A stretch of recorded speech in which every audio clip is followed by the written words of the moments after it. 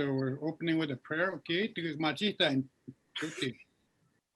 Atam skagyon gamon kapachita. It's just a welcome song, which would be good. And then so it's big on in Naytowhow. So we're working together. Alma here. Oman gamon, it means it's beautiful. Again, that I'm meeting my relative here on Mother Earth. Yasana semina epetako tit newako magan ota oma kitaskino. So those are the Cree words for that translation. So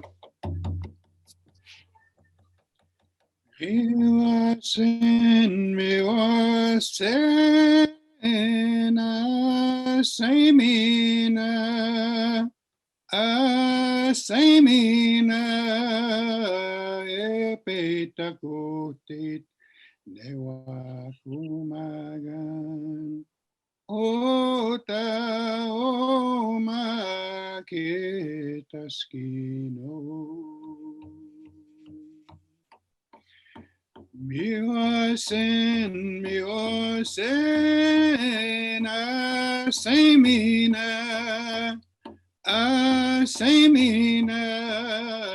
hepetakotit newakumagan ota oma kitaskino miwasen semina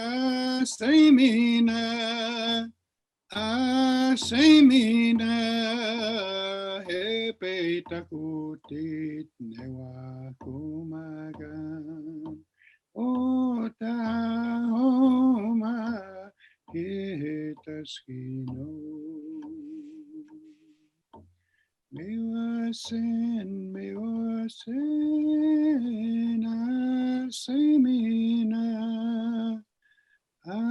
semina epetakotit newakumagan ota oma kitaskino.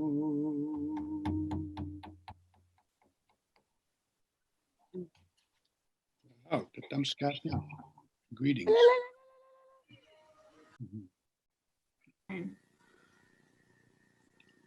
I'm going to go ahead with the prayer now. Yes, please.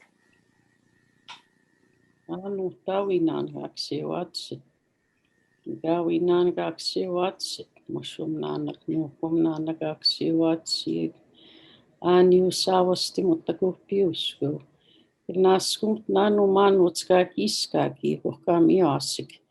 Asemina kutta kiskawe miakta kahka memuakiwe. Te tuotesta masuja. Niistä naan kahka meitä makiwe. Tattu kisigautan samispakseen gojak. Minäkin naskumt naan humutta kautta kuhteak. Niistä naan kaui pentuutta magetsik minä. Minä en vintu tattujaak. Ego nohi asutsi kewina kaui maams skuuttami. Tan siiste suitsihit. Ai sino. O tewa heots kautuhtit, kutta kihutsas kikana kautuhtitsik.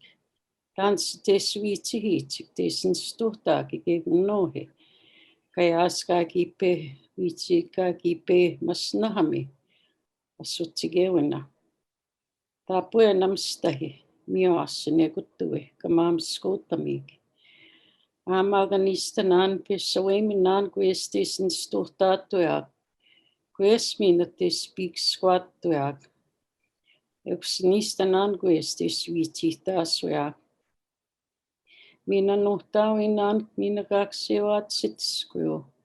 Nuhkum naanak musum naanak, soihta muun naan toasim snaanak. Nossim snanak, minä Japan snanak. Minä kahkiun wahkumaakan naanak, minä pukihtei sinu vaskitaskami. Yksipä kun niistä ngaaki jeihtoa, niistä namakin kuiksi keihtämään. te magihtok. Aki o mota, pe wichihiak. Pe piksque kio, ni nana magiwang skating.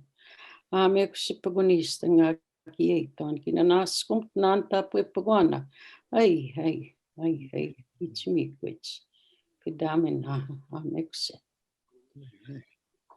Hey. So much, Elder Alma, for starting us off in the right way. And I just want to quickly extend a really warm welcome for everyone who's joining us this evening. Thank you so much for spending this time to learn. My name is Lisa Odell, and I am the Right and Relations Coordinator for Regina. And welcome. Regina is situated on Territory 4, but Saskatchewan land covers the treaties 2, 4, 5, 6, 8, and 10. And these are the traditional lands of the Naytowhow, the Naytowhow, the Nahina, the Cree, the Nakawee, the Saulteaux, Dakota, Lakota, Nakota, and Dene peoples, and the homeland of the Métis. And Right in Relations is an organization, a Pan-Canadian, it's heart-led, of adult educators to promote social change. And we seek to right relations with our First Peoples, the Indigenous peoples of this land, with each other, but also with our land and the resources and the environment. And this afternoon, we seek to learn from the Indigenous people what they want us as non-Indigenous people to know and how to learn from them so that we can have better relationships with each other and that our entire country and world would thrive. So we'll start off with our elder, Alma. Hey. Now, I thank you all. What I'm going to be speaking on, it's through experience.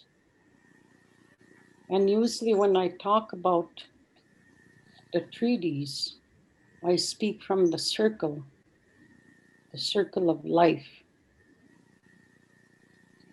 And then I will be speaking, like I said, through experience, some of it. First of all, I'd like to say I'm a Naytowhow. I'm a Plains Cree woman. I was born in Onion Lake, Saskatchewan.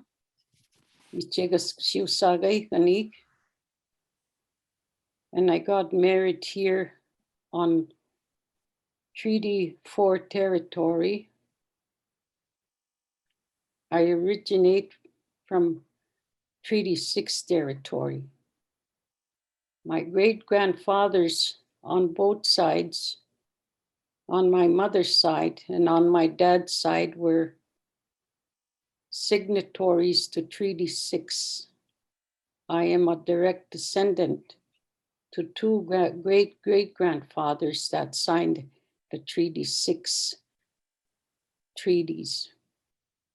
And I also have a grandfather named Kamawatchihat, he who gathers them together.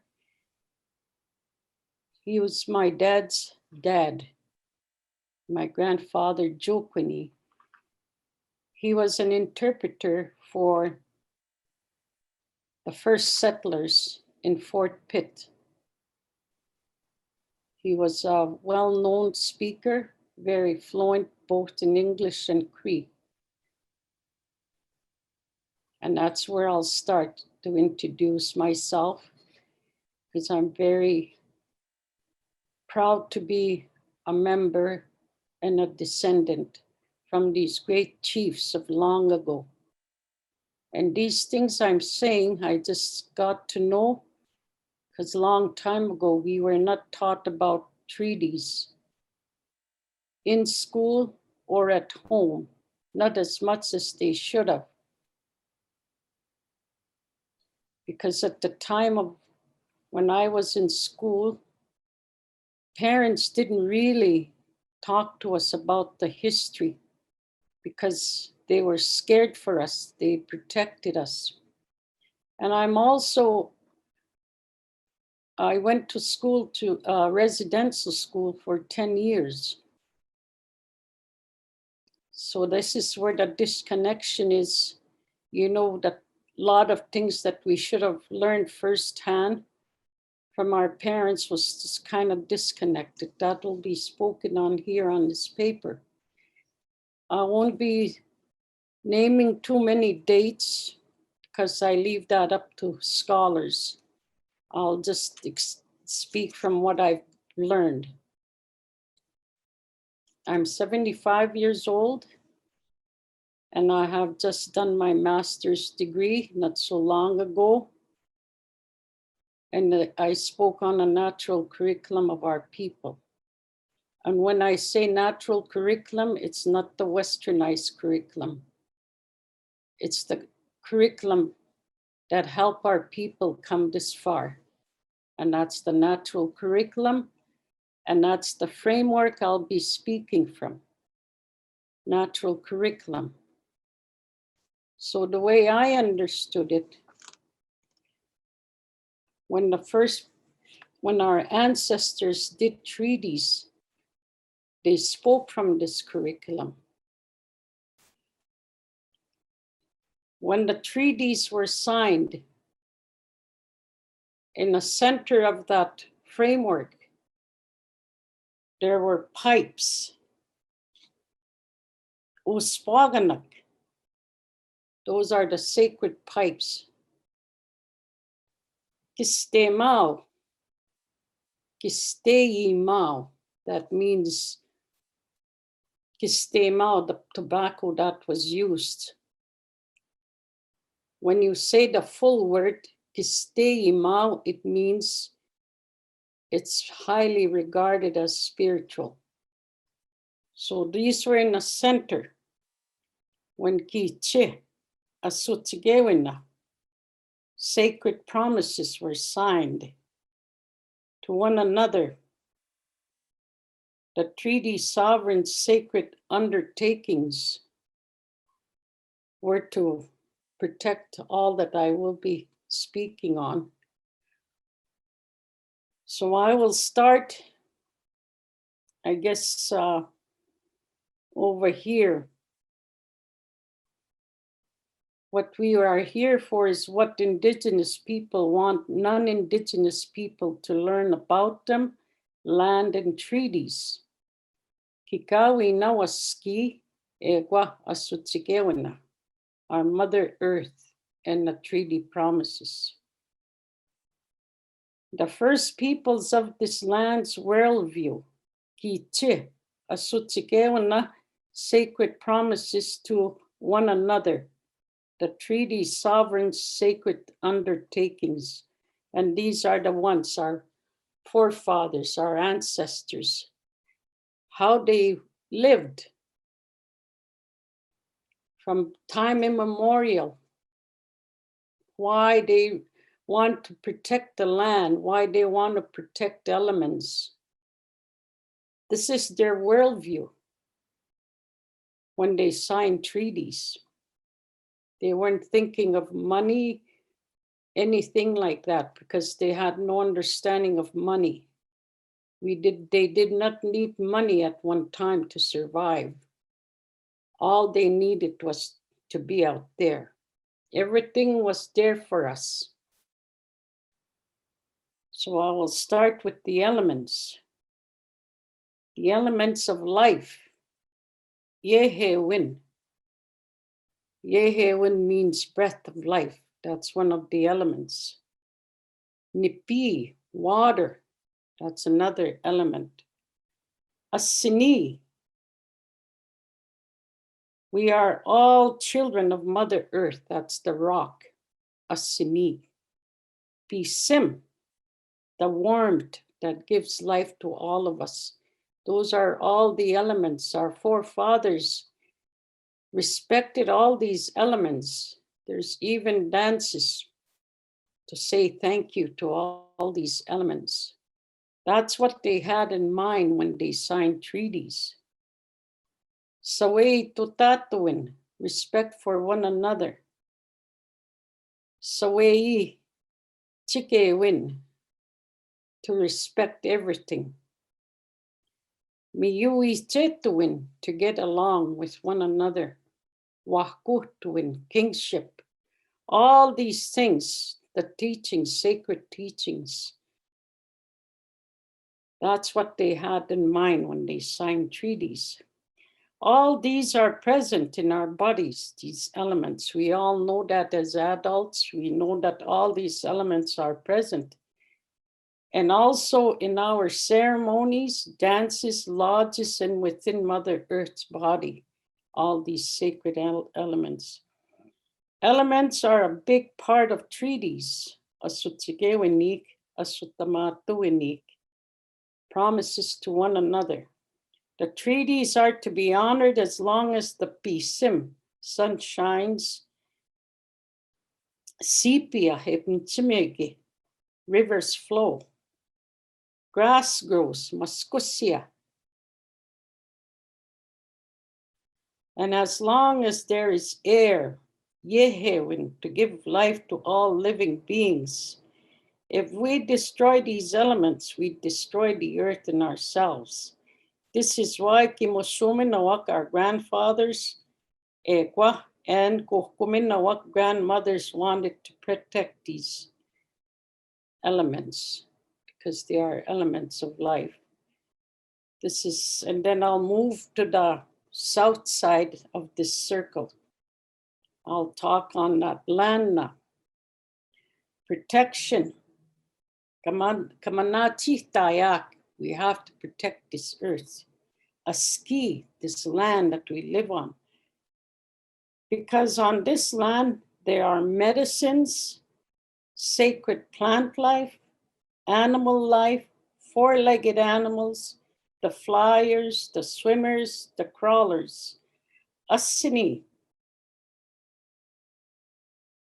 All those things. Asini, we Asini, Isiniwak, right? Rock people, the two-legged people. That's us. We are Asiniwinuak. That's in our language. That means people of the rock, because we originate from this land and we go back to it when we're finished. So that's another reason why we have to respect this land. It's our mother. We go back to her. Right now, while we're living, she looks after us. Everything we need, she gives us. These are the understandings of our people. Our people knew that we were well looked after. People didn't have to go to the store at that time, to run in and out of the store to get what they needed. Everything is out there for them. The plant life, the medicines, animal life, everything that I name is out there for them. That's why they honored the land. They became one with the land. They lived in harmony with the land. I'm just kind of going so I don't take up too much time, and I'll move to the west now, to the west side of this circle. I'll talk about Pimatisiwin, a way of life. Pimatisiwin, a way of life given to our people by the sovereign creator of this land, called Turtle Island. This was called Turtle Island before it was called Canada. And to us, it is still Turtle Island.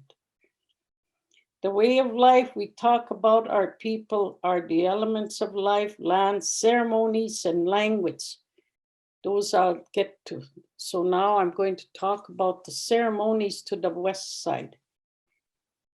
That's the way of teaching respect for land, living in harmony with all creations.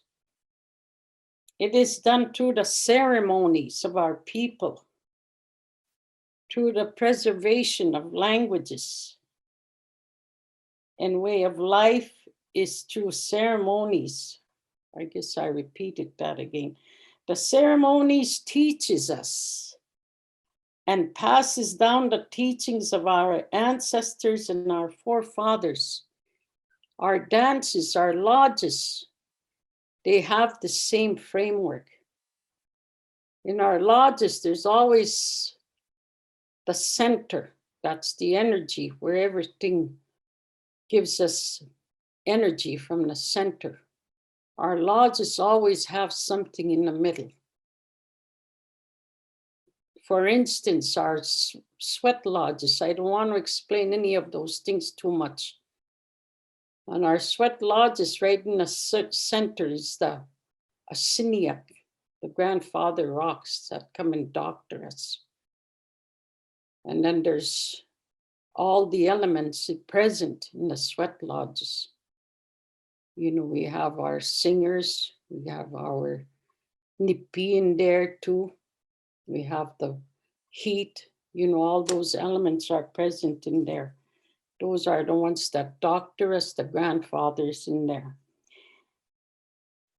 The ceremonies teach us everything in the circle. It teaches us, the ceremonies teaches us everything is reciprocal. When we give something, when we take something, we have to give back something.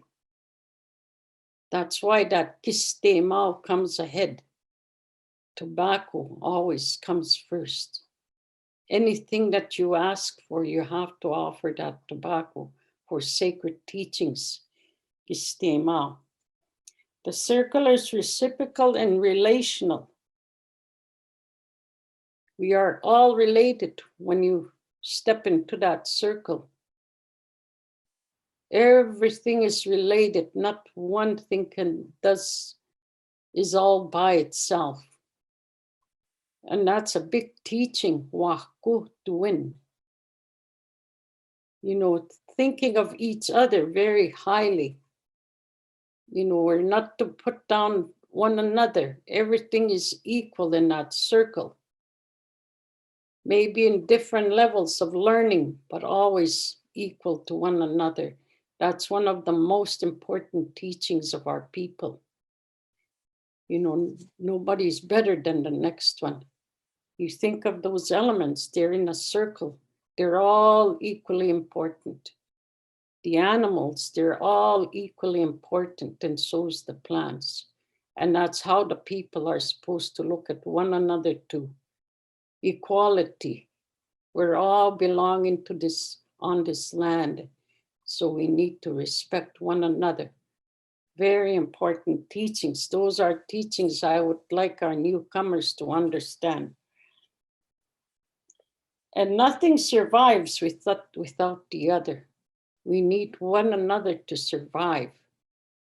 We cannot destroy the elements. We destroy the elements, we destroy ourselves. And that's one of the things that really comes strong for me, because I know how our ancestors perceived everything out there, because they knew everything gave them life. Everything that the Creator put for them gave them life. Our ceremonies also teaches us, in order to survive, we have to live in harmony with nature. We always have to live in harmony with what's out there. We are the poorest of all the stages of, you know, the, I don't know how you would say, but in the white world, it's a different hierarchy. People are on top and the rest is below them.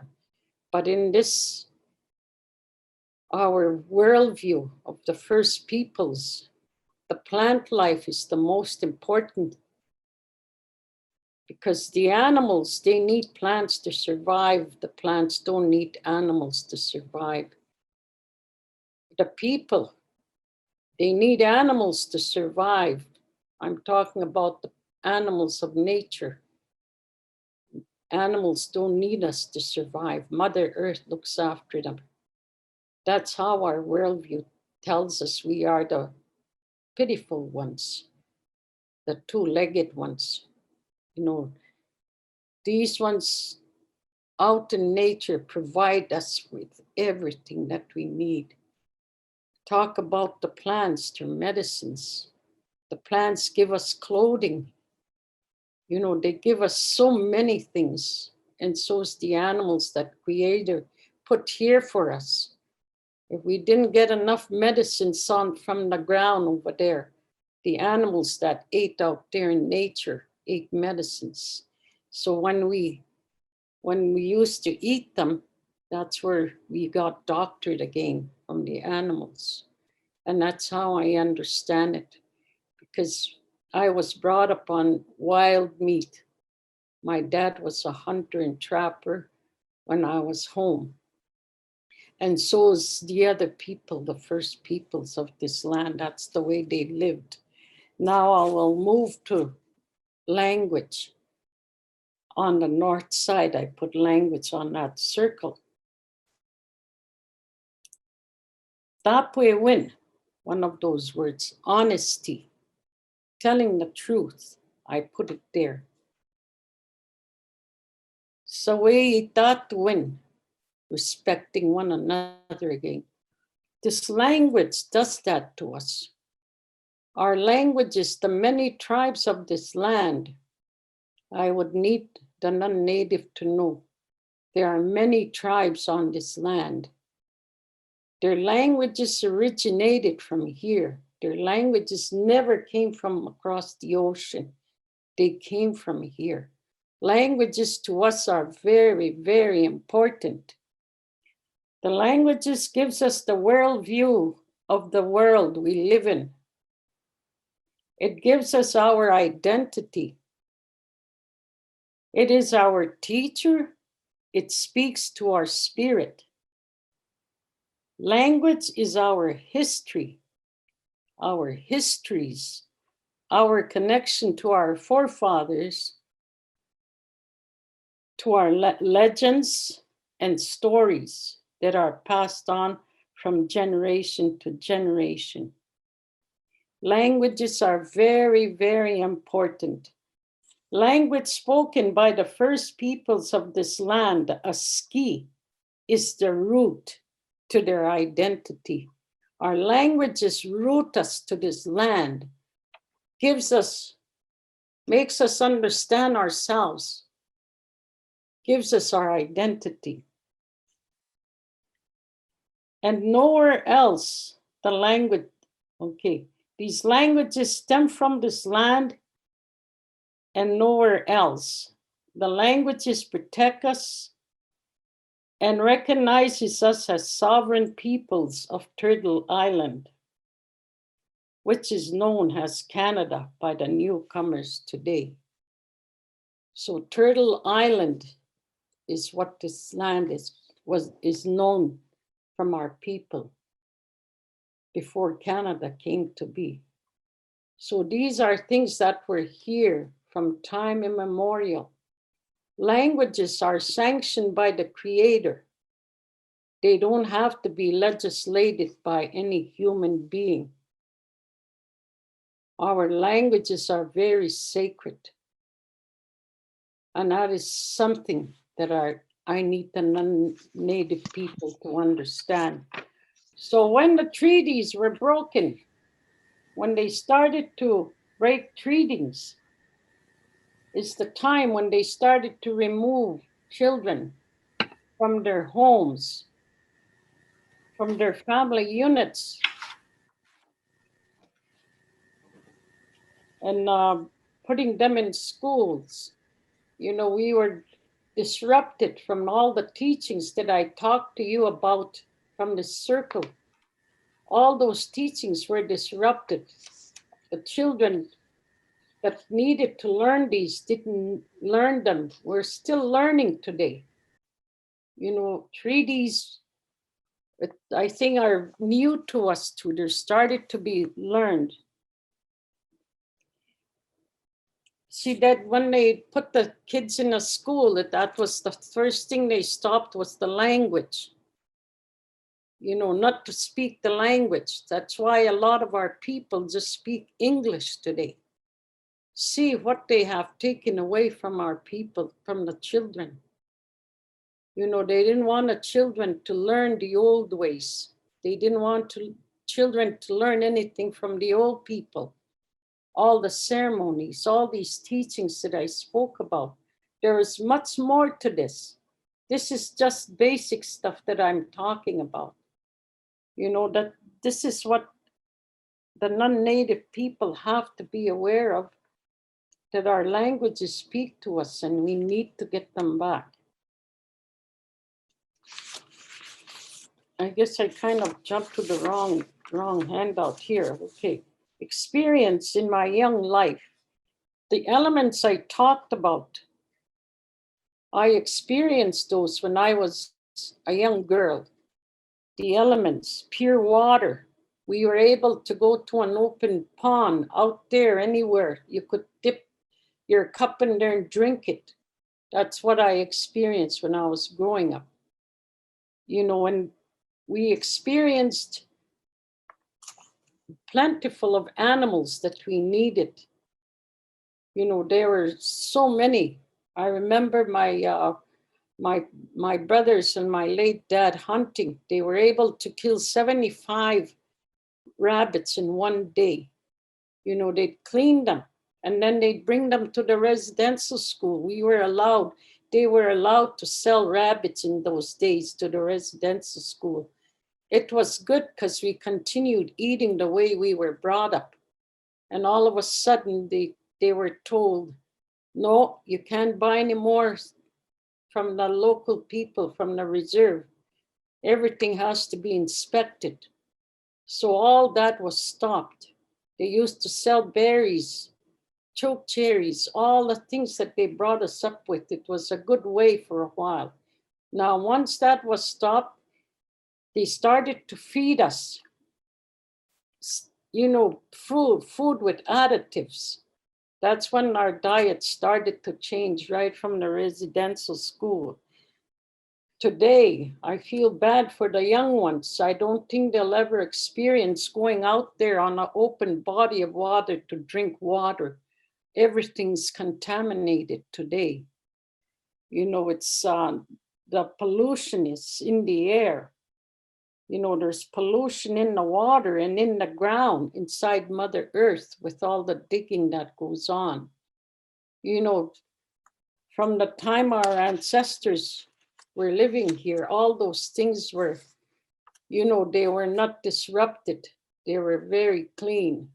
Those are the elements. In the ski, I'll talk about the land. Lots of berries, lots of rabbits, fish, the swimmers, and many kinds of insects. The insects have a job to do. Those 4 lives, the flyers, swimmers, the crawlers, and the 4-legged animals. They all had their own responsibilities. They had their jobs to do, and they were plentiful. The insects keep the soil clean. Now with all the open fields, you know, with the stuff they keep putting on the fields to kill all the plants, they kill a lot of good insects that's supposed to be working on the soil to keep it clean. You know, and then there's a lot of berry land that's not there anymore. There's a lot of wild berries, you know, gooseberries, a lot of medicines that are not there anymore that used to be there. You know, that's not the way it's supposed to go. Very nutritious and very hardy for us, placed in a residential school at a very early age, at 6, and start to experience eating different foods. A lot of the children that were sent to residential schools were at 6 years old. I remember looking at my registration a few years back. It says 6 years old, very healthy. A lot of the Indian kids that went to residential school, that was the same things that was written on them. And then the ceremonies, our ceremonies. Pimatis, when ceremonies were outlawed for many, many years, the people were not allowed to follow their ceremonies. Some kept them underground, practiced whenever they could. And instead of that, when we went to the residential schools, it was different way of doing ceremonies. You know, it was church, kneeling down, going to confession, different things like that, you know. So it was quite a drastic change for our people. And then the children being removed, taking Awasisak children from their family units where they are the central focus of healthy nurturing and placed in a foreign system of learning. Children were told not to speak their languages, forbidden to learn their people's ceremonies, and forbidden to learn their mother's tongue, the language of our Mother Earth. We believe that the languages we speak are given to us. We get them from Mother Earth. Because today, I have no parents. A lot of us, our ancestors are pretty well all gone. My grandparents, I've never seen, I think I only saw one grandfather in my lifetime. The rest were gone. The ones that really spoke strong languages connected to Mother Earth. It wasn't really passed down to us, but once we had that language and sent to school, it stayed with us. Today, that language is what's teaching me about what I'm talking about, the understanding I have about that natural curriculum. I call it today the natural curriculum. You know, all those things I talk about, because our ancestors didn't have to learn to read and write. They learned everything from nature, what they had to learn. They were spoken by the animals, you know, in different ways, through the elements, the wind, the sun. All that was out there. They were taught by these things. That was their teacher out there. You know, we have an Indian calendar, you know, that has all the 13 moons on that calendar. 13 moons sits in the middle, 12 moons of the year. And each month they followed, each month precisely. Each month spoke to them how they're supposed to carry on their way of their traditions as the year goes on. And that's the calendar that our people should be using every day. We are following a different kind of calendar. We're celebrating events that don't really have any meaning to us, like St. Patrick's Day. We don't have, you know, we don't even know who St. Patrick is. We should be celebrating our past leadership, the peoples like Big Bear. I'm a direct descendant of Big Bear through adoption. You know, those are big, important leaders. We need to go back to those kind of teachings for our people to learn from our past teachers. You know, that's what our forefathers were trying to protect when they signed the treaties. You know, I came from Treaty 6. That's where I was born. That's where I had two great-great-grandfathers that signed. One was called Mistimasqua, Big Bear. He was a signatory to Treaty 6. My other great-great-grandfather was Siwasquan, Bright Cloud. That was on my dad's side. The other one on my mom's side. Those ones that signed the treaties in 1876, they were signatories from Treaty 6, but now I live on Treaty 4 territory. And that's what non-native people need to learn too, that there are a lot of direct descendants that are still alive today whose great-great-grandfathers had signed those treaties. So for me, finding that out, I feel a big responsibility to uphold these treaties, because we have given lots. We have given up lots, or lots was taken from us, especially the language that gives us the identity, gives us our worldview. And that's why we need to get those languages back. I hear French and English are the dominant language supposed to be here. But I know we know different. Our languages were here way before these other languages came. But we don't need to have anybody legislate them for us. They were sanctioned by the Creator. Each tribe was given their own language, their own way of praying. The way we pray is very similar to one another. So that's my understanding of treaties. I know scholars will go into more detail. They'll go and read. But our treaties are unwritten. Those are the unwritten laws that we always talk about. Nobody put these laws here for us. They were here for our people to follow. Those are our sacred protocols. There's protocols on how to go into a ceremony, protocols for everything. So that's why we always do a ceremony before we do proper things. Even to talk about this, we have to smudge. You know, that's a protocol. Put that pistema ahead of us. Pistema. Pistema means someone that thinks highly of an object or somebody. And these are all animate nouns. They're alive to us. They have a spirit. And that's all I think I need to say about the treaties. I think I spoke enough. I think there's other people to speak after me. Hi, thank you very much.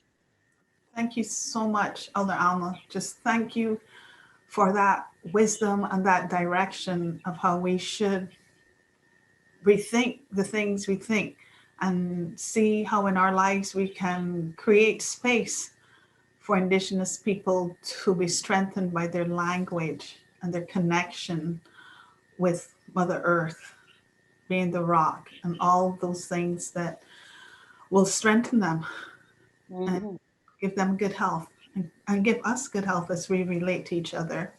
Thank you so much. You're welcome. Thank you. So we're going to have Joseph Naytowhow come and speak to us a little bit. He is an award-winning interdisciplinary artist and traditional knowledge keeper. He specializes in storytelling, music, voice, movement, and public speaking. Joseph serves local and international communities through the lenses of his traditional plains, woodland, Naytowhow Cree culture. He also consults with many universities and institutions and also translates services as well. He'll be back.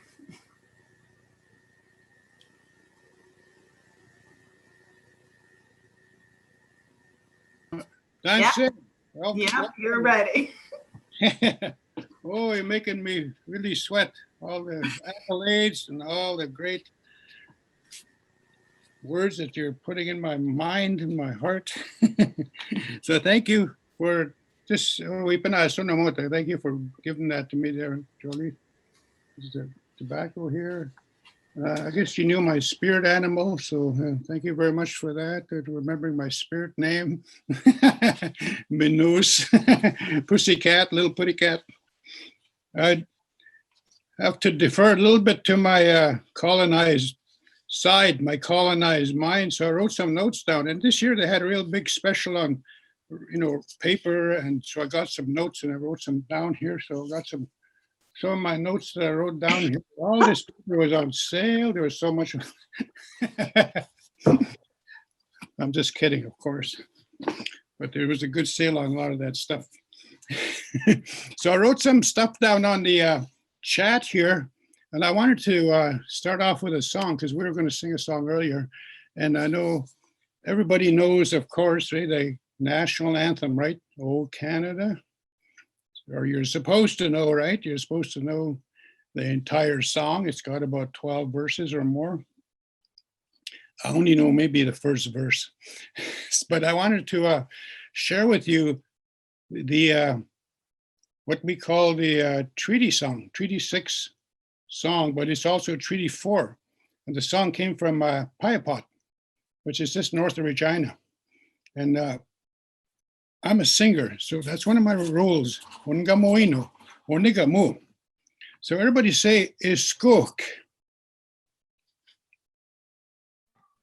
Thank you. Let's go. Cook. Sepia. Sepia. Sepia. Ipimtimike. I think ipimitimike. Is that how you say it, Alma? Ipimitimike. Pemmican. Beautiful. Pemmican. That mean, who knows what that means? Who wants to take a venture? For as long as the river flows. Iskok sepia ipimtimike. Okay, iskok. Cook. That one's pretty straightforward. Eh? Iskok means for as long, right? It's good. Bisim. Wisdom. It's akasuit or it's akasut. Try that way. It's a. Sweet. I'll get Alma to correct. That's good. That's good, Alma. For as long as the sun shines. How would you say that, Kia? Scoopy sim. It's a gaswit that the night. Oh, it's akasuit. Scoopy sim. Yeah, Scoopy sim it moted right on you, my guys. You see, spare one. So either way, epimotit means to walk. It's akasuit means to shine.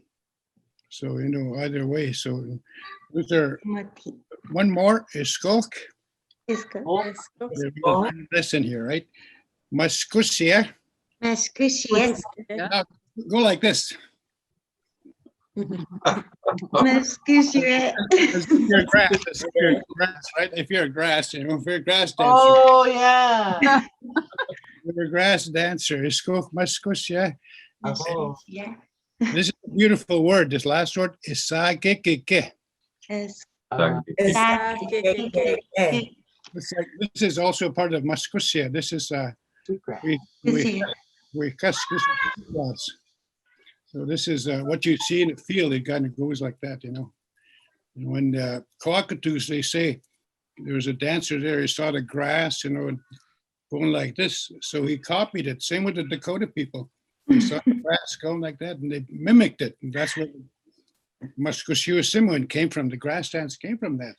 And that's one of our sacred dances. You know, they usually get the grass dancers to dance ahead in the powwow lodge, you know, in the dancing area, just to clear the energy. They dance ahead, and maybe they're flattening the grass too, but generally they're blessing it, right? I don't know if they're flattening it actually. But in this little medal, see this medal? There's my cousin. There's St. Patrick there, St. Patrick Lewis. So this is a treaty medal from Treaty 4. Somehow they ran out of Treaty 6 one, so they gave me from Treaty 4 because probably I was married in there and I need to learn from Treaty 4. When I first got married, I was married into Treaty 4, just like Alma. We're both from the Treaty 4. We have partners over there. So in there you'll see muscusia. Repeat that word, muscusia. You see the grass? You see the sepia? Do you see the sepia? Yeah. Rivers? Do you see the rivers? And do you see Pisim? Do you see Pisim? Somewhere in there's a sun. And of course, there's a European handshake. We never shook hands around Indigenous territory. We just kind of spoke words. We used words, and we let them skagak. I don't remember ever. What did they used to do, Alma? Did they shake hands, or did they nod heads, or did tap heads? Did they kiss? I don't know. I'm not sure what they do. Okay, yes. And guess who this Naytowhow. Everybody say Naytowhow. Eagle-Kequahtooway. That means that you're saying that's my mother. That's our mother. Indigenous people, that's what we call our great white mother. And you notice what she's wearing? Yeah, it's a sage crown made of sage. Just kidding. It's made out of gold. It's made out of gold, but in reality, in our ceremonies, one of our ceremonies, they actually wear a crown as well in the Sundance. And I'm not sure if it has been adopted by the Queen or whether we adopted from the Queen. Who's to say, right? It's all collaboration when you think about things. So I just wanted to show you that. Now, I want to teach you the anthem a little bit. I want to teach you a song. It's got a lot of words in it, but I want you to listen first. So this is a song that I wanted to open with a treaty song. And this is a song that's still sung today at powwows, at gatherings. And this is how it goes, And you always honor the drum first.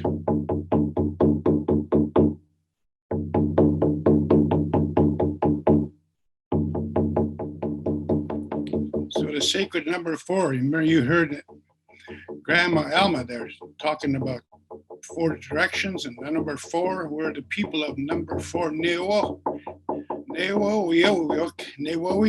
something like that. Naytowhow, we're the people of the 4 bodies. Hey,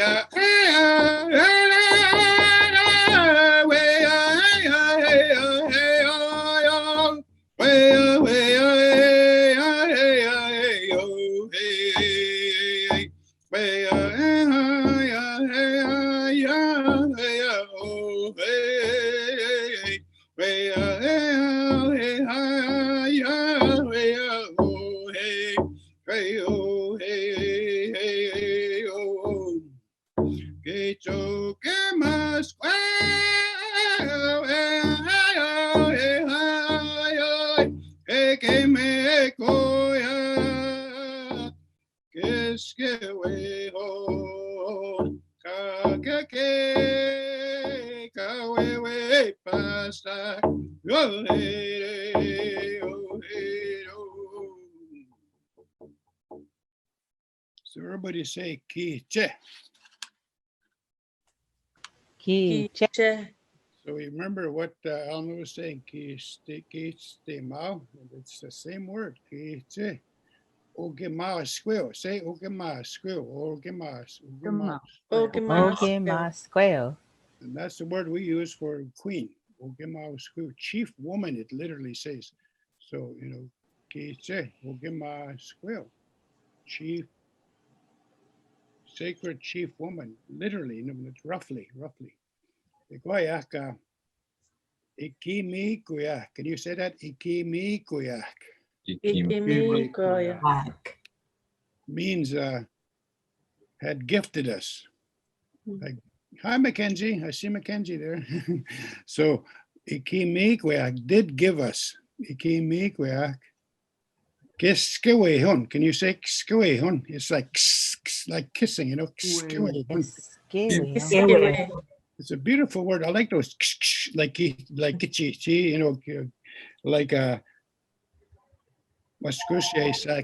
I like all these little words without the K's, Mine, by the way, is okay.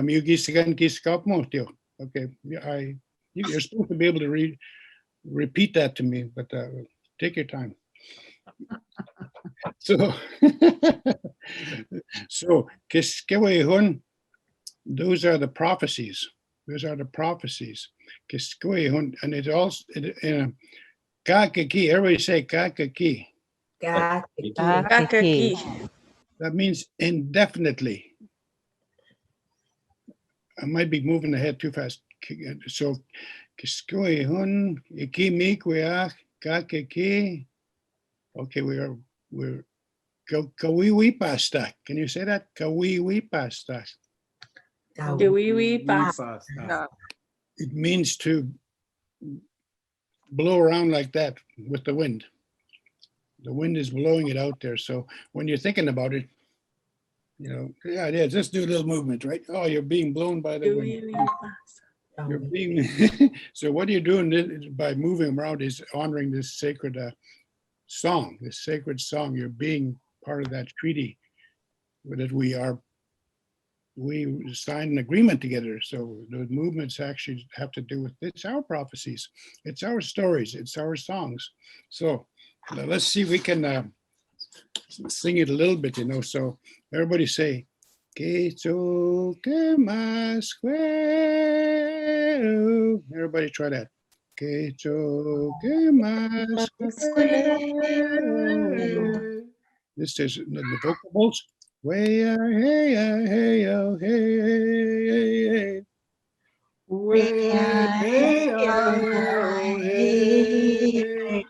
Hey hey oh hey hi.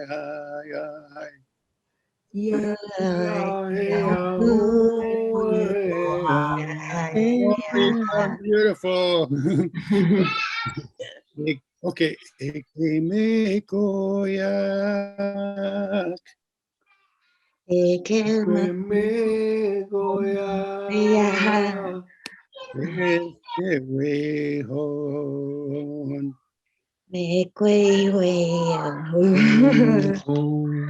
Don't forget the kiss. Kiss, way home.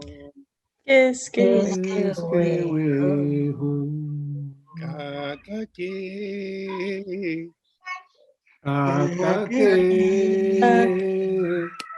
Way past that.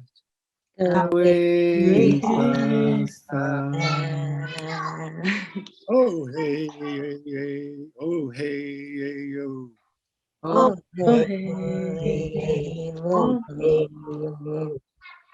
One more time. Que toque más quel. Que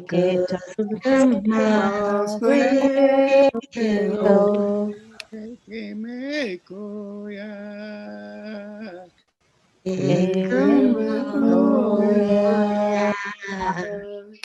Es que we hon.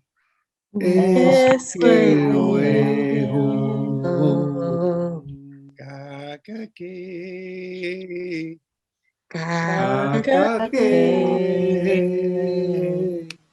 Way past that.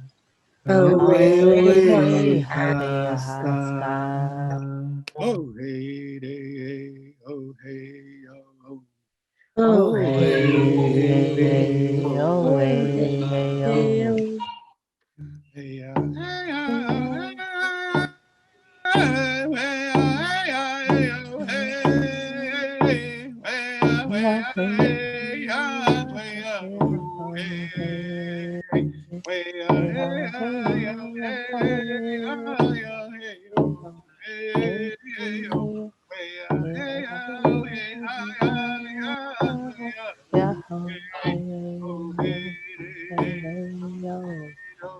All together.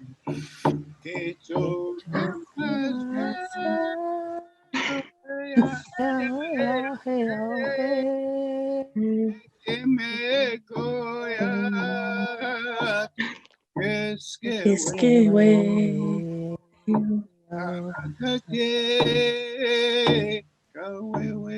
past now,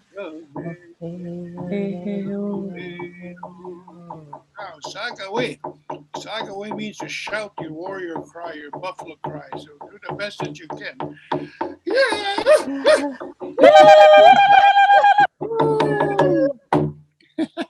Good job. So, when you're traveling like I did, as soon as I finished university, I didn't have a clue that I was an Indian. I was just wandering about in my 20s, as anyway, like anybody else, like a Canadian, right? Like I was just sort of really just totally colonized. I was walking around thinking and acting and being and looking like a Canadian, like I'd been just totally integrated. I guess we could assimilate it and integrate it. So I was, that's what I believed to be who I was. Nobody told me I was Nihio. Can you say Nihio? Nihio. Yeah, and that's who we are. Nihio, Nihio. Well, singular is Nihio. So Nihio, but they used to call us also Indians. We were also called Indians. And if you have a treaty card, it'll say on there, officially, this young man here is an Indian, according to the Canadian law. According to the agreement with the treaties, you are a registered Indian. It says that.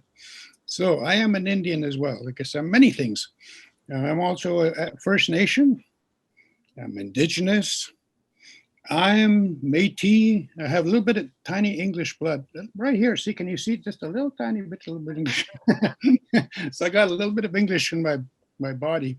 So, I used to be so upset, I used to be so upset because I fell into treaty kind of backwards. The treaty was just all turned upside down. So I turned, it turned me upside down because the interpretation of treaties was totally from a European perspective. They totally just, thought, oh, educate them because they're uncivilized, that sort of thing. Remember, you probably heard that, I have a friend here to visit sometimes. She's passed away over and she's Scottish. I used to go visit her and we'd have this running joke, for years. I'd go there knocking on her door and I say, hey, Tance, how's my great white mother? and she'd respond back to me, oh, how is my noble savage? We'd have this ongoing, kind of a joke between us because that's exactly, the way we were. That's how we grew up, knowing how we were identified with sometimes the noble savages. That was the beginning, right in the early stages. So I grew up, sort of thinking, acting, being Canadian. And then one day I just kind of dawned on me. I woke up, I said, I'm not a white person or I'm not a Canadian. I'm an Indian. And all of a sudden, all these memories from my childhood came up, all these memories, like it's genetic, right? All the memories are in our body. So I slotted back into my 5-year-old body, my 6-year-old body. Tell me I was serious, keep on with you, man, no come on, I'm sweet, pam mana hot, pam to top in git and das was my so I used to wander about with my grandmother looking for medicines, even chicken eggs, we had chickens, and so and I'd raid her garden, I'd get all the best corn, and then she'd come and chase it with her cane, I say, so you shouldn't be going over there to our garden, get away. So we'd always raid the garden. But that's how I grew up, in this total Cree. Language, Nihiawan Peakscoin, Nihiawan, the Cree way of life, Sundance, sweat lodges, pipe ceremonies, songs, stories. That's 3 things, Nihiawatsuan, that's the way you move about, as a Cree. So I grew up with all that, as a young boy, until I was 5 or 6, and all of a sudden, whoop, I was kidnapped.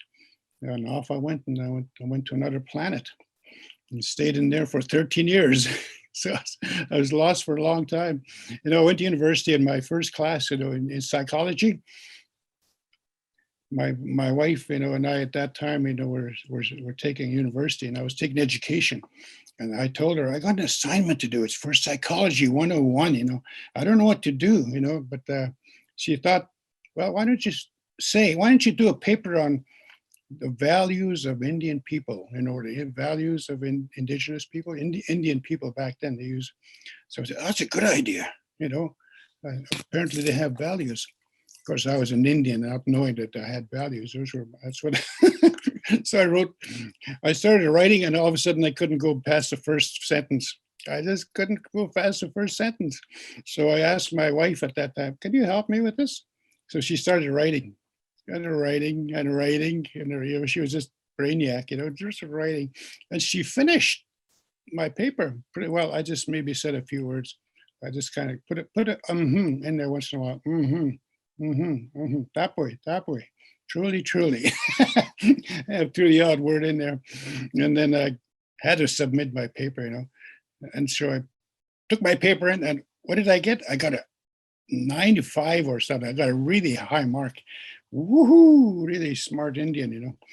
And then the professor says, okay, Joseph, you're going to have to present your paper. It looks like you did a super job on this paper. Now we want you to present this paper on Indian values, the value of plagiarizing, I suppose. I don't know. But so he presented the paper, and I just, for the life of me, I was just numb. I just couldn't say anything. I just couldn't, come up with anything to talk about Indian values, because this Indian didn't know anything about values. I think the professor felt sorry for me. So I understand bravery is very important in your culture, Joseph. He started to cue me, I would just go along, yeah, And then he would ask me another question. Yeah, certainly humor is very important in your culture as well, right, Joseph? I never said one word about that paper. I just cued, I got away with it. I couldn't believe it. But after that, I really felt quite embarrassed, that I didn't know anything about Indian values. Nihio, Nihiawin is what we say, or else Nihio etap sinuin. Can you say Nihiawin? Naytowhow. Yeah, it's really important to know these words, because some areas, Treaty 6, they will say Nihiawin. Try to understand what Nihiawin, and that's a Cree world view. Now say Nihio etap sinuin. Nihio etap sinuin. And that's the way of seeing, that's the way Cree people see. That's it, the world view based on seeing visually what you see. And that's Nihio etap sinuin. And you see lots, right? I saw lots before I was 20 years old. I saw another world. So that's part of Nihio etap sinuin, the education I received. I can't deny that, I can't say that isn't Nihiawin, Nihio etap sinuin, because it happened to this body, it happened to my mind, to my spirit, to my heart. So I have to accept that. So that's part of treaty, even though it was very harsh. You can't deny it. You can't say, oh, that's not part of treaty. That wasn't supposed to happen, but it did. You understand? Kinstotino, say ninstotin. Ninstotin. Yeah, Ninstotin. yeah, means I understand. Ninstotin. Ninstotin. Now say kisagitin. Kisagitin. It means you love me. So thank you for that. It's really important, to get as much love when you've been a survivor of residential school. Wherever you can get it, try to get love. Because we had no love. There's very little joy in that school. But as harsh as it was, there was good times. There was good times. I learned some songs. I learned some good old Anglican hymns. And sometimes I remember them. They just come popping into my head like I do a good old song, right? We live in music. Our bodies hear everything. So I'd hear this song. Onward, Christian soldiers marching off to war. You remember that song? See, I don't know why these songs. I think part of me wanted to be that soldier because I'd lost my heroes. I wanted to be a soldier. I wanted to march off to war. I didn't really want to carry the cross. I probably was already carrying it anyway. So, that was the way, that's the way it was. That's the way I went to experience that life, Now I can talk about it as an adult. I can talk about it. So, I'll sing you a song in a little bit. My first power song. So what you guys are doing here is very important and it's very serious. What you have started is actually the first three lines, right? Writing relations is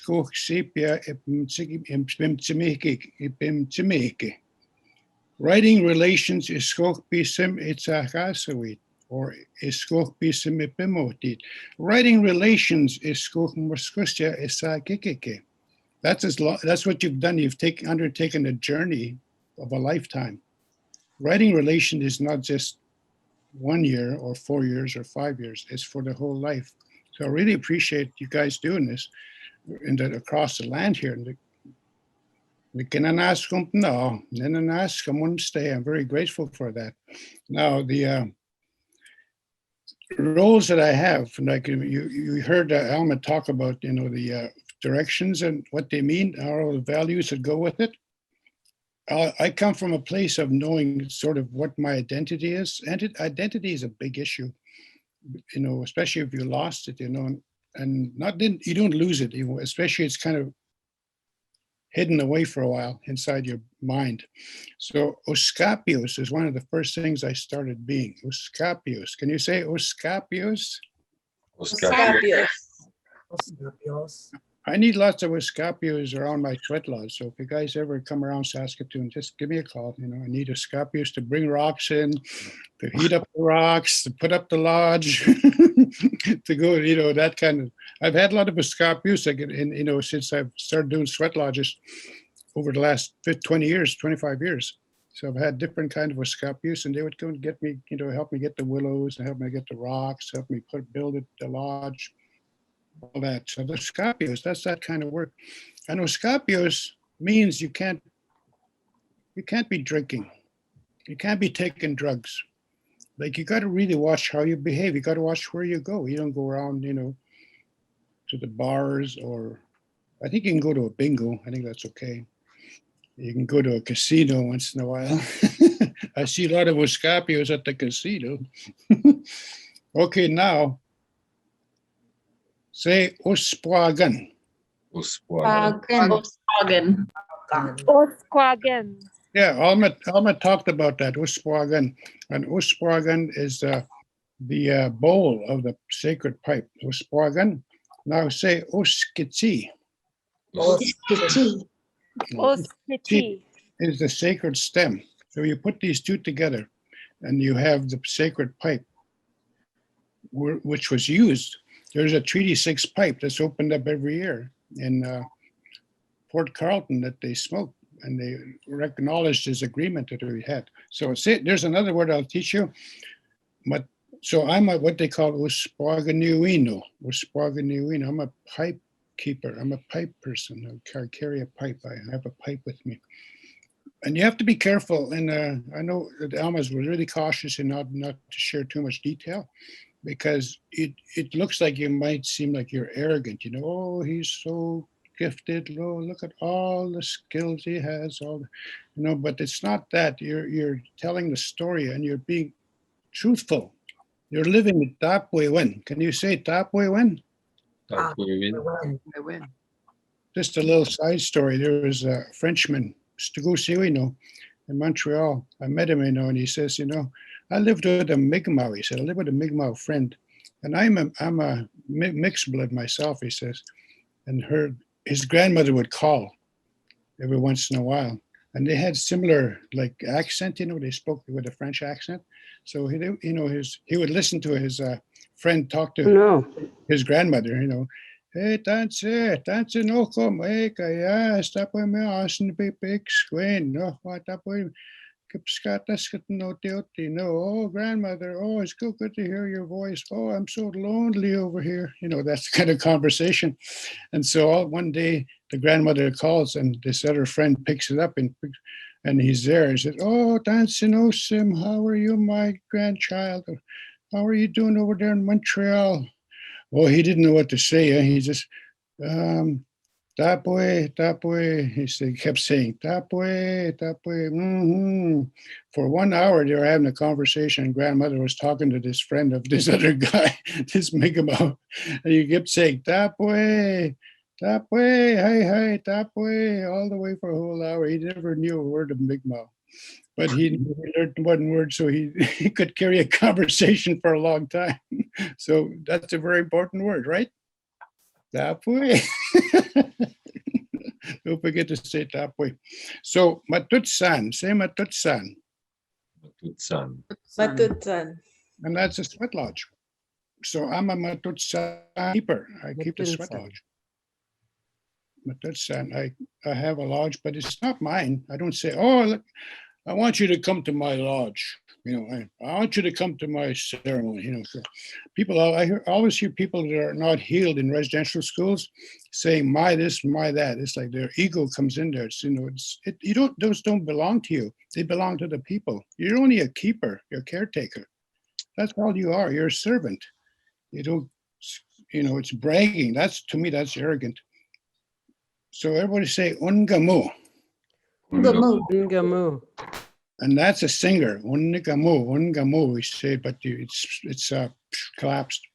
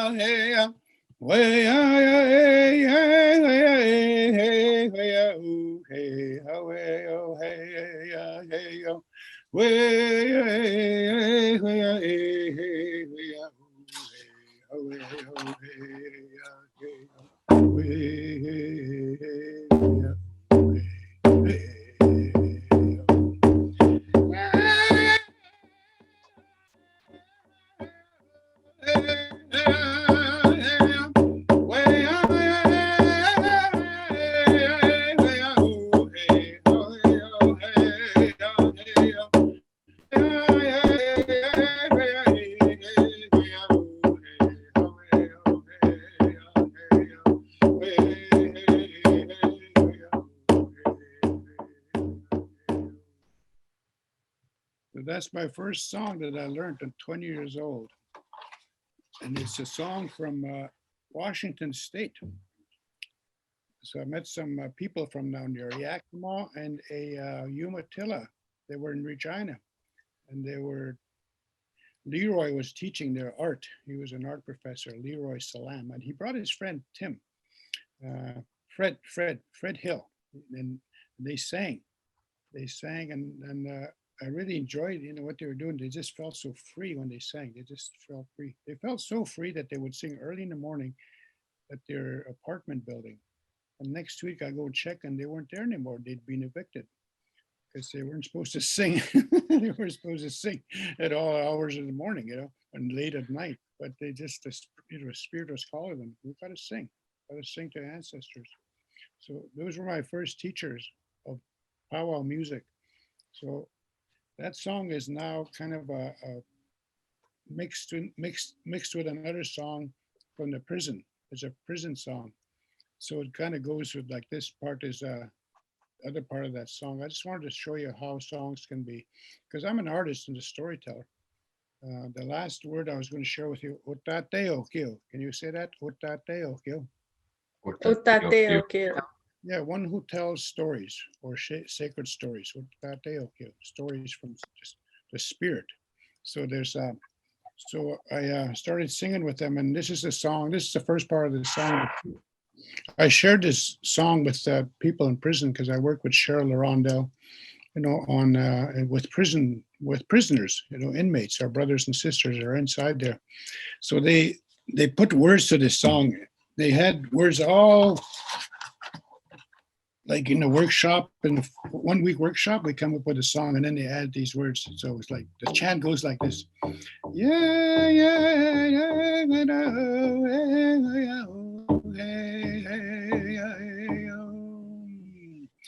The beat of the drum will be all your fears remain beautiful and strong. Blue skies are near. The world will be mine and the world can be ours. Just go with the wind and use Mother Nature's powers. Just go with the wind and use Mother Nature's powers. To all our nations, Italy, da, Koyaskapmatsiak, pride in who we are. To all our nations, Italy, da, Koyaskapmatsiak, pride in who we are. I have pride in who I am.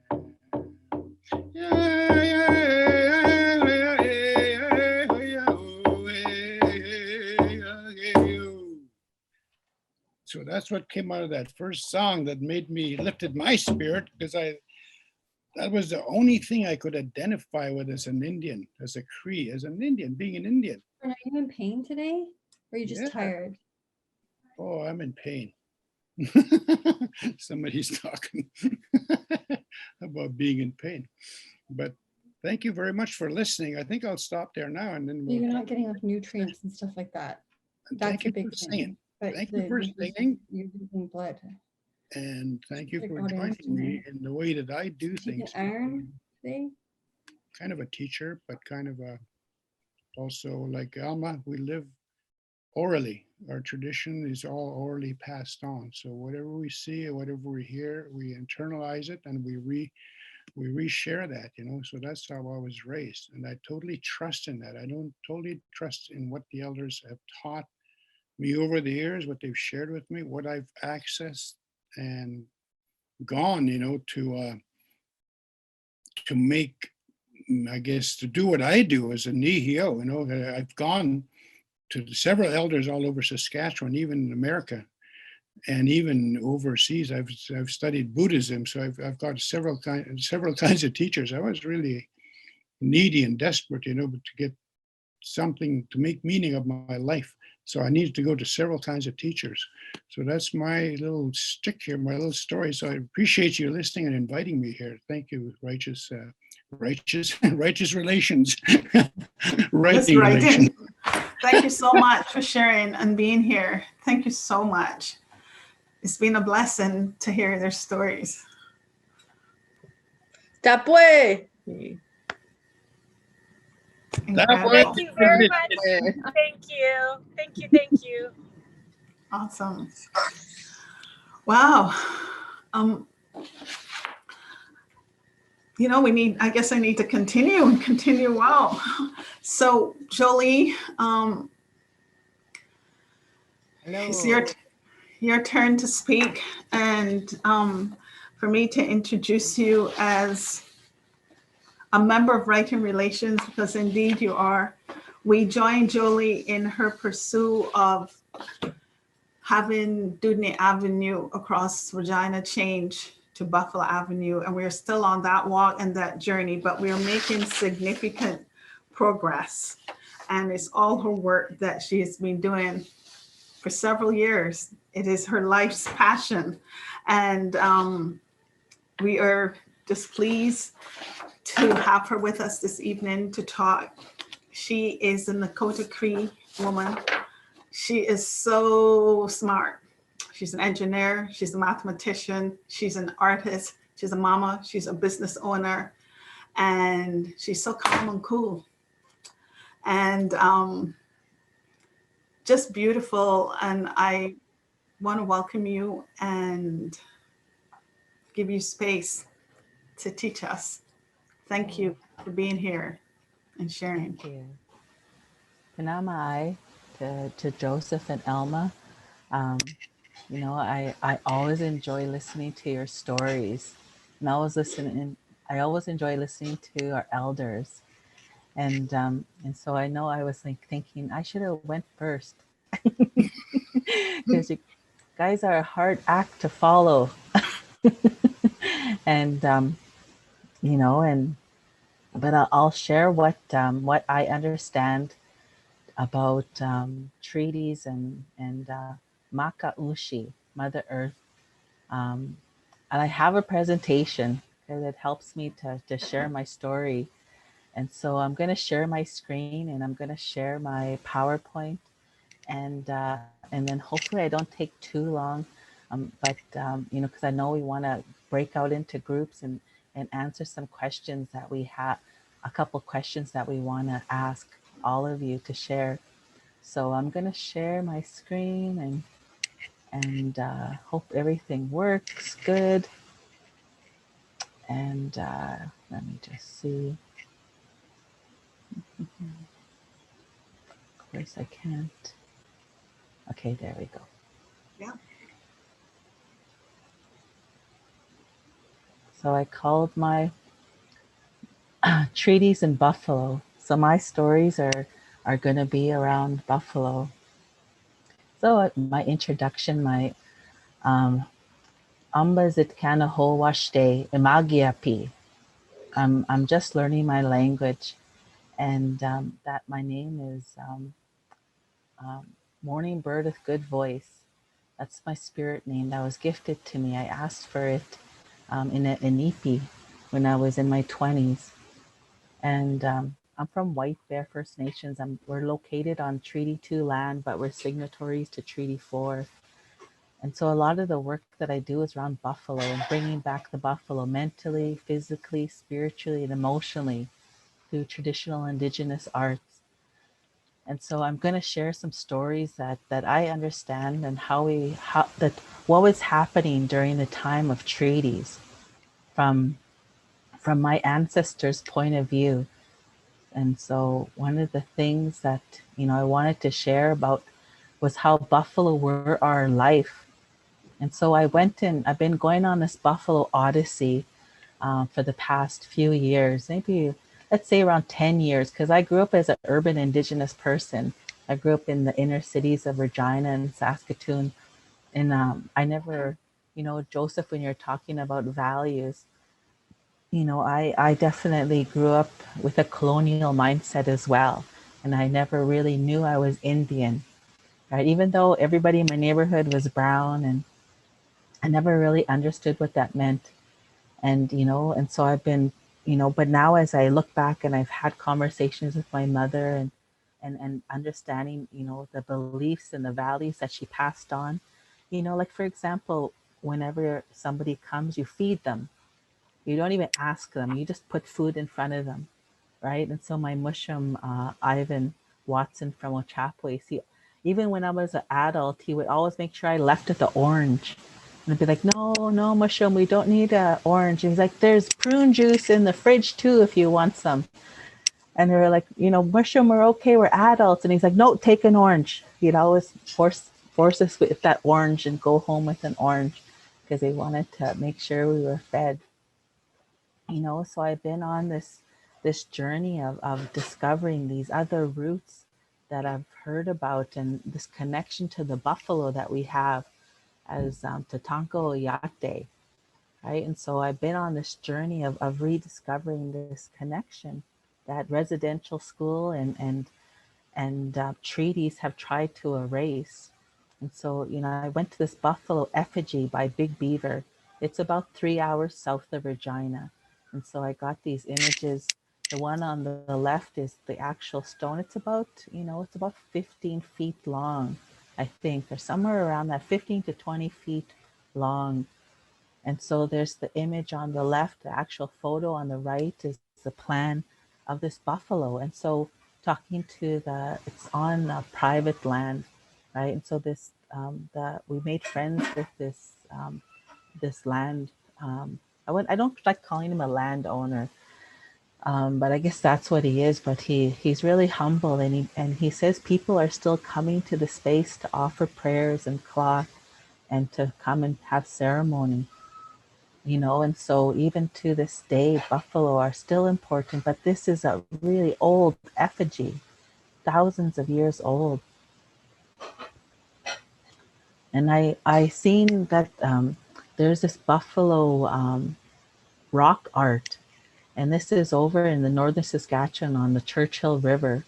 And so they say that this rock art is thousands of years old too, and it's an image of a buffalo and how we're connected to the buffalo through our mind, through those stories, and through what I'm assuming is our heart, right? And how we relied on buffalo for everything. There's a story that I learned when probably my mid-20s, when I started to go to ceremony with my mother, and we started going to Sundance. But it started on this thing called the Unity Ride. It was a horse ride to mend the sacred hoof. It was a vision of Black Elk, one of our leaders. And the person that was helping to lead this Unity Ride, this horse ride, going community to community around in Saskatchewan, Manitoba, North Dakota, South Dakota, Wyoming, Montana, and connecting the communities through the horses and through runners. And this is where I met Orville Looking Horse, and he shared this story about the white buffalo calf woman. And I want to share that story as I understand it. And so, it started in a time of this community was in a time of famine. And so these scouts were sent out to go look for food and, go get some buffalo or some elk, moose. And so they went out on the land, and as they were walking, they seen a woman walking by herself. And, a side note of this story is back then we never had jails. We didn't have, we usually found a way to deal with people if they did something wrong in our communities. So when we saw somebody walking alone, you knew that wasn't right, because how we dealt with people who we couldn't find any way to mediate with them, their actions. We would ostracize them, right? And so, a side note to this story, right?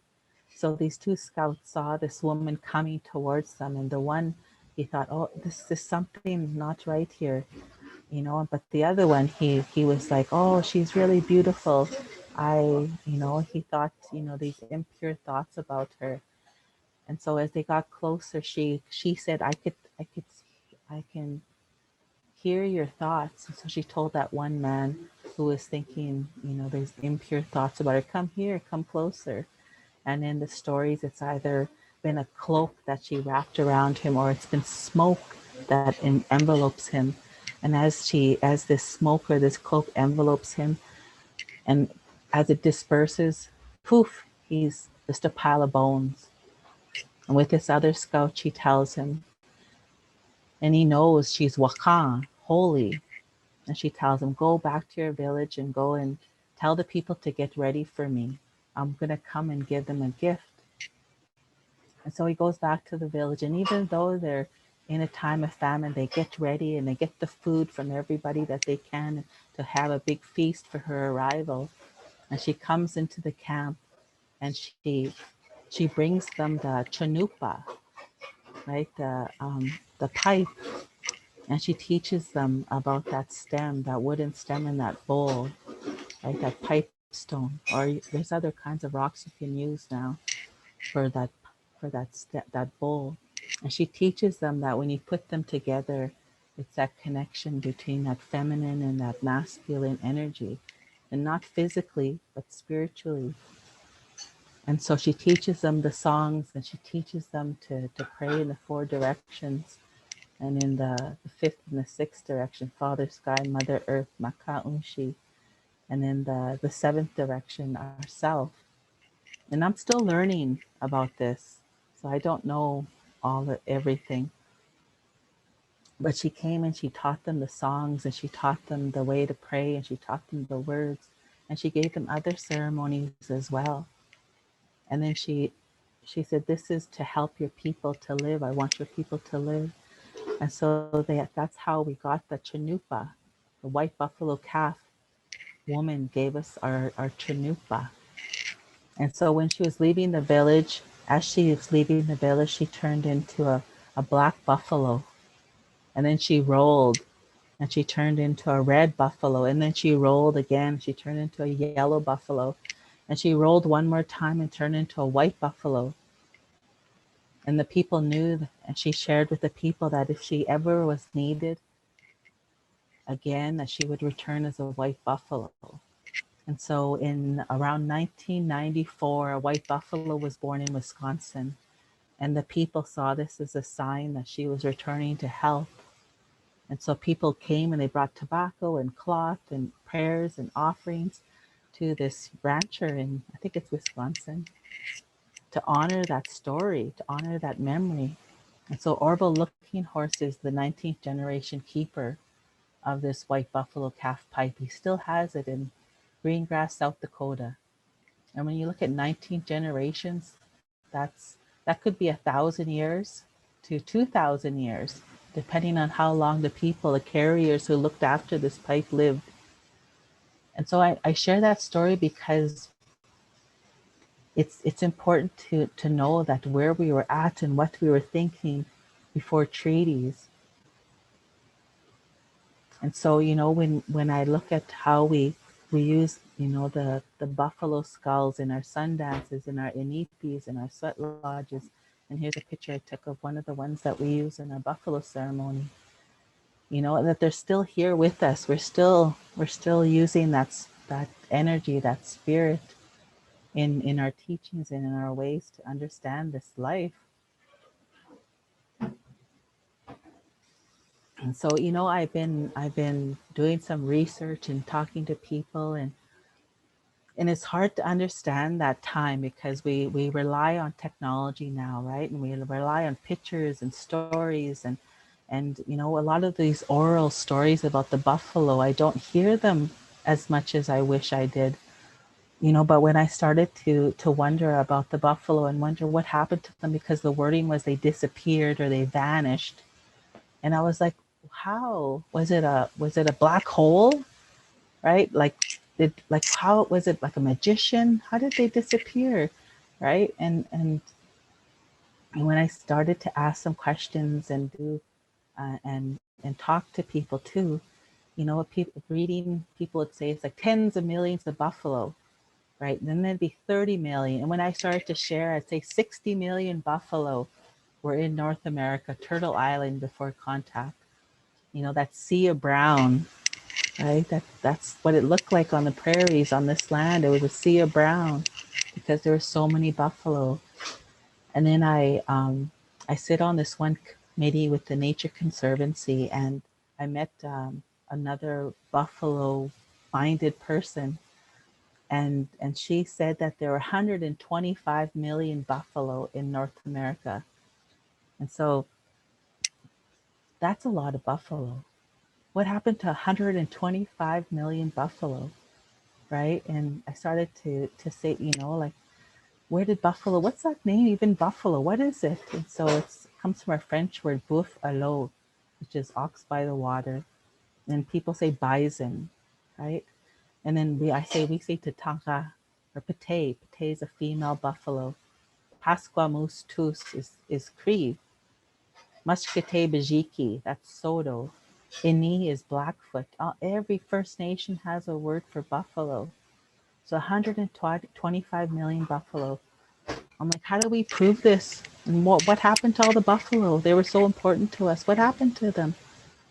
Well, one of the things that I dug up was this land has been colonized for about 500 years.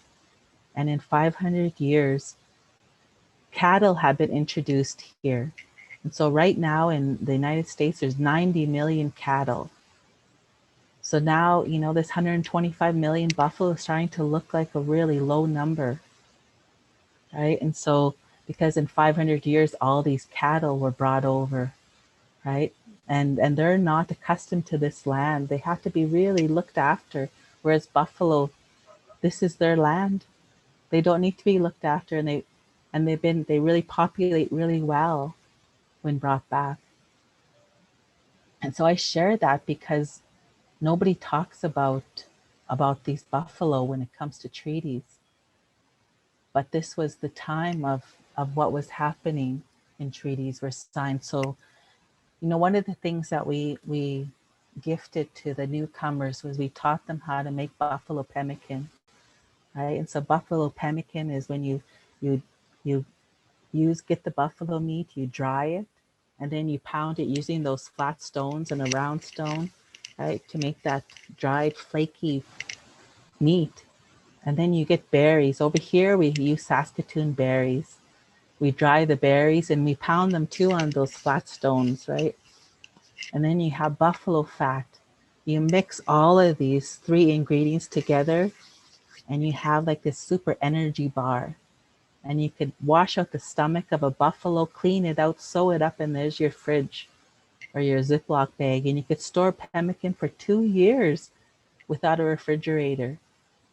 And so when the newcomers came, we taught them how to make buffalo pemmican. We taught them how to survive the winters because, you know, like even just this past month, we were at -40, -50, right? It was super cold. How do you hunt in that kind of weather? You don't.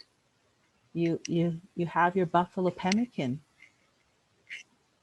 And so we taught the newcomers how to make buffalo pemmican, and that's how they survived on this land. even so much that there was a Pemmican War, right, in near Winnipeg in 1816, right, between Hudson Bay Company and Northwest Company, that that they were fighting over this buffalo pemmican because they knew they needed it to survive, right? And so actually a proclamation was signed agreeing that they wouldn't steal each other's pemmican, right? So that's, and then Hudson Bay just absorbed the Northwest Company after that. But there was a battle over this buffalo pemmican. And then something happened that, that I am still trying to understand. So there was they call it the Cypress Hills Massacre on June 1st, 1873. And so these wolf hunters, at the time, 1873, it was like a lawless land.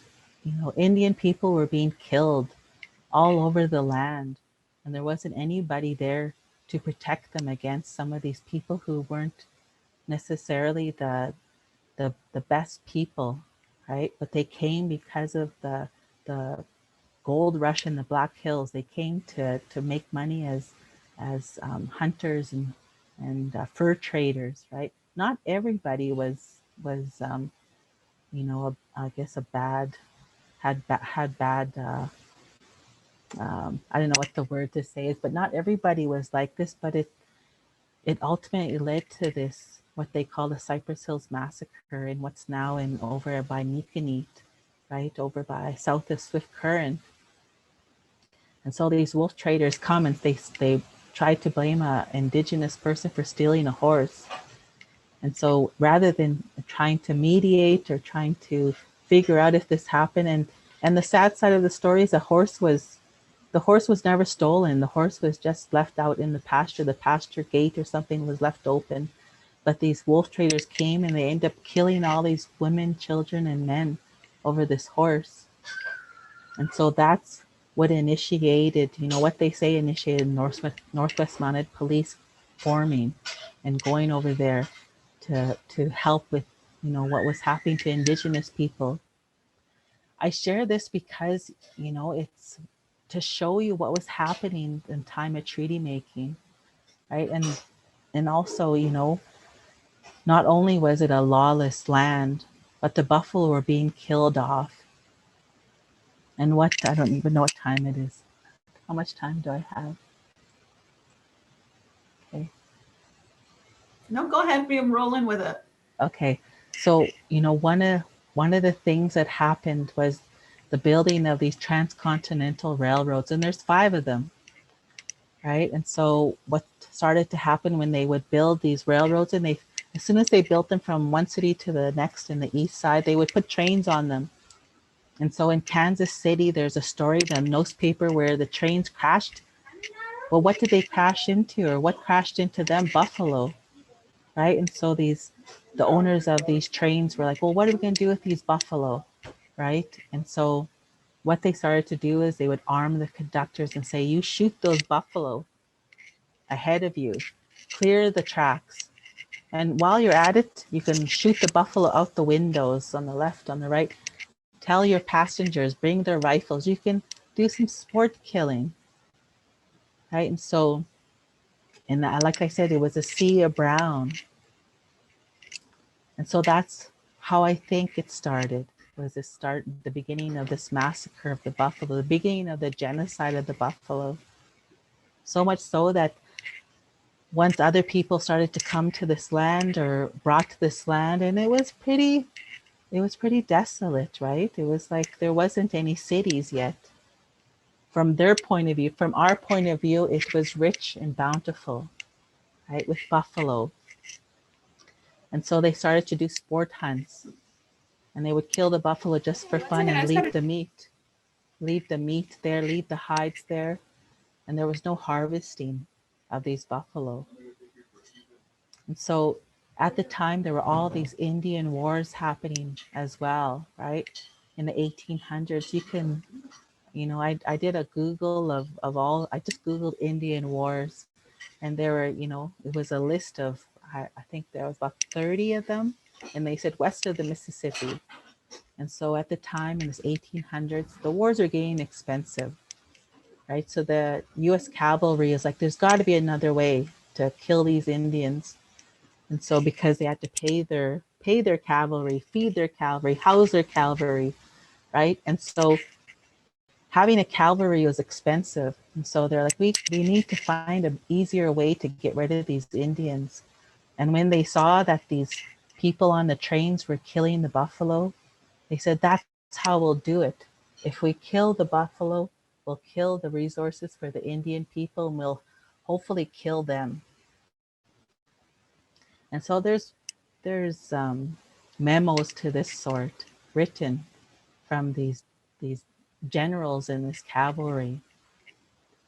And so there wasn't any thought from the US cavalry, from the US government. Even the Canadian government is complicit, because when the buffalo would try to come up north, you know, the US cavalry tried to make sure they stayed in the south, and the Canadian government, they never tried to do anything to stop the buffalo from being killed off.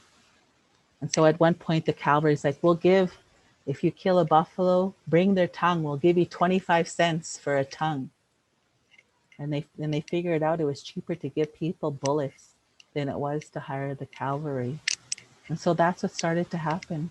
In a really short time period in the 1800s of 40 years, 125 million buffalo were killed off.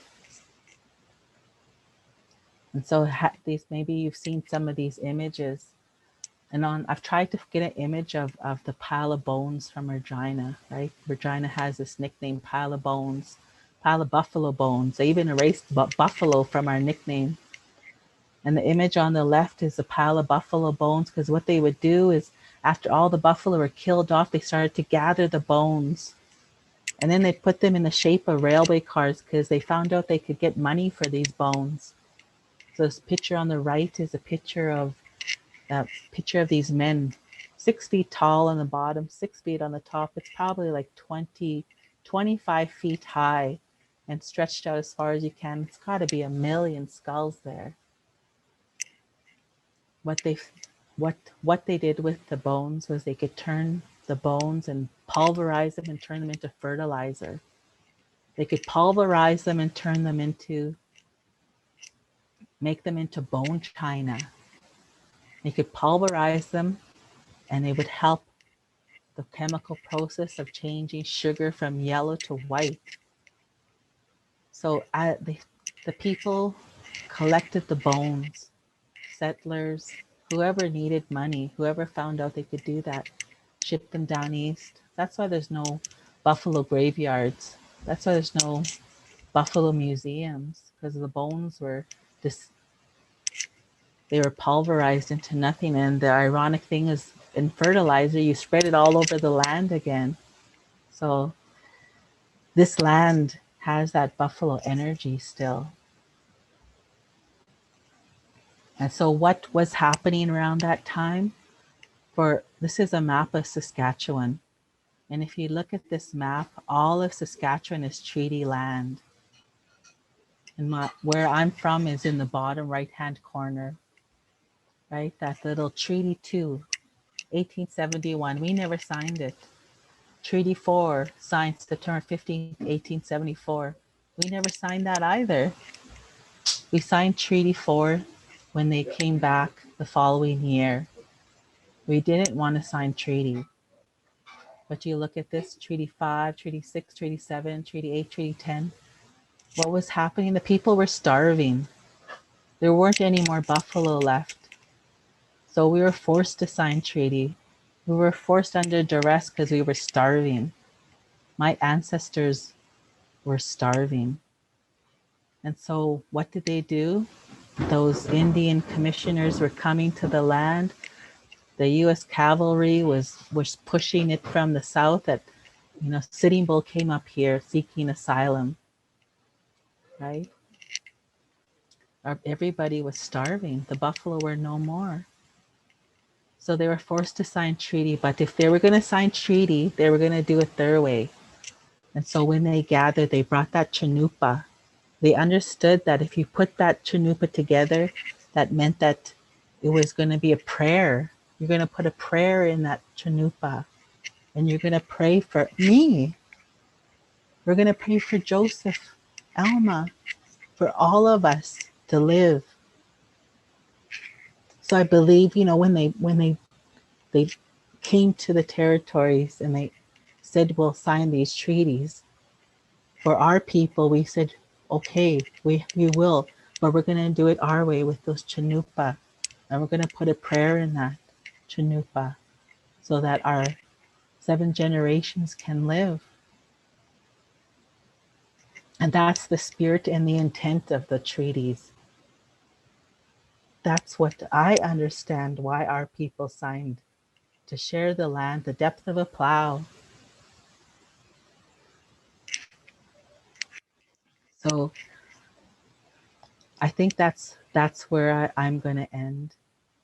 I'm not, I wish this was taught in our schools, but when you get a map of Saskatchewan, you don't get this map, right? It's all treaty land, right? And so we have an obligation as treaty people to fulfill those treaty promises. And so we keep the peace.